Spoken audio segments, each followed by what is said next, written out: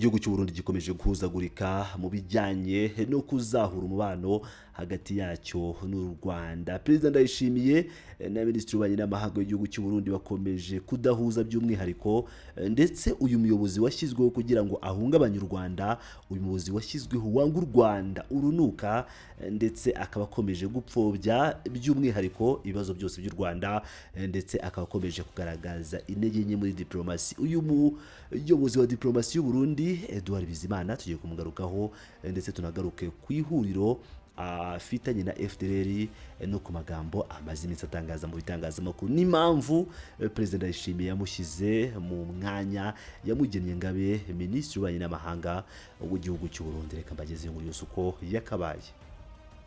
Leta y'u Burundi maze yigaragaza uguhuzagurika kudasanzwe mu gihe ivuga ko igerageza gukemura amakimbirane ari hagati yayo n'u Rwanda. Iyiteye intambwe nziza uyu munsi, ejo isubira inyuma, yavuga amagambo y'icyizere, ejo ikereka abarundi ko kuzahura umubano bikiri kure nk'ukwezi. U Rwanda n'u Burundi ntibicana uwaka kuva mu mpera za 2023 ubwo bwarushinjaga gufasha umutwe witwaje intwaro wa Red Tabara ukorera mu burasirazuba bwa Repubulika Iharanira Demokarasi ya Kongo. Ni ibirego u Rwanda rutera utwatsi rukagaragaza ko nta murundi n'umwe ushaka guhungabanya umutekano w'igihugu cyabo rukorana nawe. Ni kenshi habaye inama zari zigamije gukemura amakimbirane y'ibihugu byombi, guhera ku yahurije abaminisitiri b'ububanyi n'amahanga i Zanzibar muri Tanzania muri Nyakanga 2024, kandi uko zabaga niko hatangwaga icyizere ko umubano ushobora kongera kuba mwiza. Ku rundi ruhande, Perezida Evariste Ndayishimiye yayoboraga inama zaba izamenyekanye mu itangazamakuru n'izitaramenyekanye, agaragaza ko u Rwanda ari umuturanyi mubi ushaka guhungabanya umutekano w'igihugu cyabo. Mu gikari byagaragazaga neza ko adashaka ko umubano uzahuka. Icyakoze muri urwo rujijo rwose, Perezida Ndayishimiye yateye abarundi. Ambasaderi Albert Shingiro wahoze ari Minisitiri w'Ububanyi n'Amahanga w'u Burundi yakomeje guhumuriza abaturage, abagaragariza ko amahitamo yonyine bafite ari ugukora ibishoboka kugira ngo babane neza n'Abanyarwanda, kandi ko bizashoboka. Ati nta mvura idahita. Muri Gicurasi 2025, Minisitiri w'Ububanyi n'Amahanga n'Ubutwererane w'u Rwanda Ambasaderi Olivier Nduhungire yasobanuye ko iyo yahuraga na Albert Shingiro bombi bagaragazaga ubushake bwo kuzahura umubano w'ibihugu byombi, ariko ko Perezida Ndayishimiye adorya iba bimaze kugerwaho byose. Yagize ati ariko ikibazo tugira nuko rimwe na rimwe Perezida w'u Burundi atanga ikiganiro mu bitangazamakuru mpuzamahanga ashinja u Rwanda, bikaba bitudindiza mu byo twifuza. Ntabwo ari Abanyarwanda gusa n'Abarundi bifuza ko twahagarura umubano mwiza hagati y'ibihugu byombi. Perezida Ndayishimiye kandi yifashisha umwe mu bajyanama be wiyita umuvugabutumwa Isidore Mbayahaga. Uyu mujyanama wa Perezida Ndayishimiye Isidore Mbayahaga, mbibutse ko ari umwe mu batasi bakomeye cyane b'u Burundi bijyanye n'amakuru nabagejejeho mu minsi mike ishize. Uyu mupasiteri Mbayahaga rero yibasira bikomeye abayobozi bo mu Rwanda, kuva kubo mu rwego rwa politiki n'urw'umutekano. Ibi byose byerekana uburyo intero y'amahoro ari ikinyoma kuri leta ya Gitega. Perezida Ndayishimiye yakoze ikosa rikomeye tariki ya 5 Kanama 2025 akura mu nshingano Ambasaderi Shingiro wari waramufashije kuzahura umubano w'u Burundi n'u Rwanda muri 2022, amusimbuza umuhezanguni utihishira no ku mbuga nkoranyambaga Dr Edouard Bizimana. Mbere y'uko Dr Bizimana agirwa minisitiri, yari asanzwe yibasira leta y'u Rwanda akoresheje urubuga rwa X cyangwa Twitter, akanatesha agaciro impungenge Abanyarwanda baterwa n'umutwe w'iterabwoba wa FDLR ufite abarwanyi muri Repubulika ya Demokarasi ya Kongo no mu gihugu cy'u Burundi.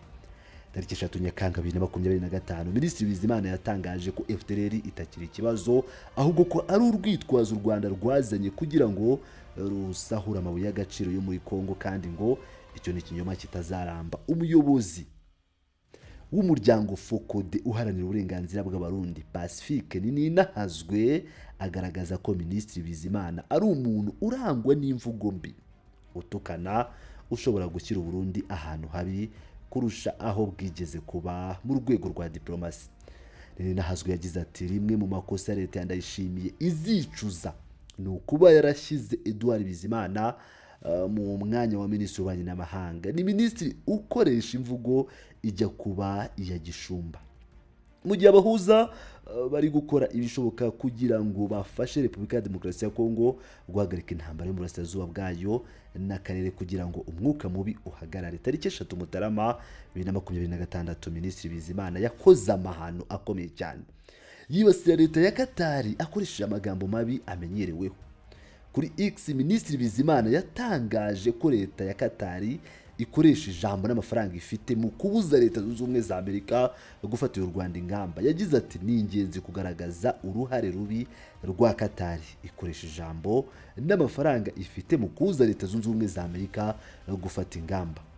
Aya magambo yatumye Minisitiri Bizimana yotswe igitutu asiba ubutumwa bwangu mu rwego rwo guhosha umwuka mubi wari watangiye gututumba hagati y'u Burundi na Katari. Perezida Ndayishimiye yavuguruje uyu muyobozi ku mugaragaro. Perezida Ndayishimiye yagize ati ni ngombwa gushyira umucyo ku bwumvikane cyangwa ku byumvikanye nabi no ku magambo adakwiye arebana n'umusanzu wa Katari mu iterambere no kubaka amahoro. Amagambo yatangajwe na Minisitiri Bizimana na Perezida Ndayishimiye ashimangira byeruye ko nta murongo ngenderwaho u Burundi bufite ku biganiro by'amahoro bigamije kugarura amahoro n'umutekano mu karere, kuko buri wese afite ibyo avuga ku giti cye. Ngira ngo rero murabyumviye neza cyane uburyo u Burundi bukomeje kugaragaza ibimenyetso by'ihuzagurika rya leta yabwo mu makimbirane ifitanye n'igihugu cy'u Rwanda. Abantu bakaba bakomeje kwibaza bati ese mu by'ukuri aya makimbirane azahoshoka cyangwa azarangira hagati y'u Rwanda na Repubulika y'u Burundi? Abantu bakaba bakomeje rero kwibaza niba ibintu hari aho bizarangirira. Reka dutegereze turebe niba Perezida Evariste Ndayishimiye azagira icyo akora mu gutuma umubano mwiza hagati y'igihugu cyabo cy'u Burundi n'igihugu cy'u Rwanda wakongera kuzahuka, umubano w'ibihugu byombi ukongera kuba muzima. Ibi bihugu mbibutse ko ari ibihugu by'ibituranyi, ibihugu by'ivandimwe bivuga ururimi rumwe, dore ko Umunyarwanda n'Umurundi aho baganirira badasaba umusemuzi. Ni ibintu rero bigaragaza ko ibihugu ari ibihugu by'ivandimwe bihuje amateka, bihuje umuco